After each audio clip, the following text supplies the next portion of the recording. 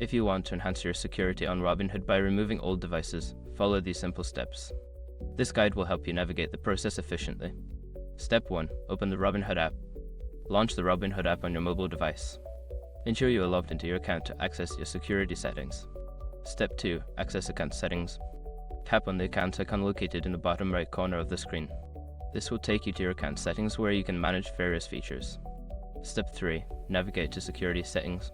Scroll down and select the security option. This section contains all the settings related to your account security, including device management. Step 4. View authorized devices. In the security settings, look for the option labeled Authorized Devices or Managed Devices. Here, you will see a list of all devices currently authorized to access your account. Step 5. Remove all devices. Identify the old devices you wish to remove. Tap on the device and select the option to remove or log out. Confirm your choice to ensure the device is no longer authorized.